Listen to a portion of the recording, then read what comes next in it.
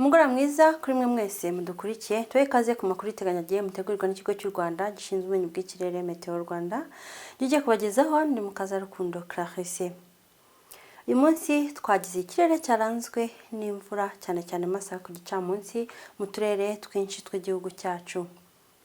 Ku munsi w'ejo hakaba hateganyijwe umuyaga, ndetse uyu muyaga ukazaba uringaniye, ukazaba ufite n'umuvuduko uri hagati ya metero 4 ndetse na metero 6 ku isegonda, ndetse n'icyerekezo cy'uburasirazuba werekeza uburengerazuba bw'igihugu cyacu. Ku munsi w'ejo rero mu masaha mu gitondo nta mvura iteganyijwe mu bice by'amajyepfo. Byumvikane ko mu bice byose by'amajyepfo nta mvura izahaboneka mu masaha ya mu gitondo. Kimwe no mu bice byo mu burengerazuba naho hateganyijwe ibihe by'umucyo mu masaha ya mu gitondo, ndetse Nyabihu ikazagira igipimo cy'ubushyuhe cyo hasi cya -12 aricyo kiri hasi n'ubundi mu gihugu hose. Mu bice by'amajyaruguru naho nta mvura ihateganyijwe mu masaha ya mu gitondo mu turere twaho twose, ariko akarere ka Burera niko kazagira igipimo cy'ubushyuhe cyo hasi cya -13 mu majyaruguru.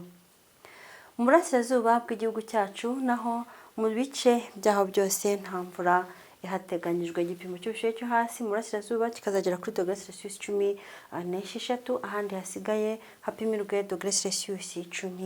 -17.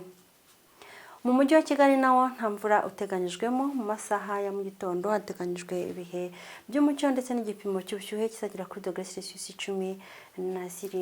Naho mu masaha ku gicamunsi mu ntara y'amajyepfo mu turere twaho twose hateganyijwe ibihe by'imvura, ariko igipimo cy'ubushyuhe cyo hejuru kikazagera kuri -27. Mu burengerazuba mu turere twaho twose naho hateganyijwe ibihe by'imvura, ariko igipimo cy'ubushyuhe kikazagera kuri -26 aricyo kiri hejuru mu burengerazuba. Mu bice by'amajyaruguru naho hakaba hateganyijwe ibihe by'imvura, ndetse igipimo cy'ubushyuhe cyo hejuru kikazagera kuri -25. Mu burasirazuba naho hateganyijwe imvura mu masaha ku gicamunsi, ndetse mu karere ka Nyagatare naho hari igipimo cy'ubushyuhe cyo hejuru mu gihugu hose kizagera kuri -28. Umujyi wa Kigali ukaba nawo uteganyijwemo imvura mu masaha ku gicamunsi n'igipimo cy'ubushyuhe kizagera kuri -27. Reka dukomeze turebera hamwe ibizaranga iminsi 5 duhereye ku munsi w'ejo ku kirere cy'u Rwanda kizaba cyitwaye.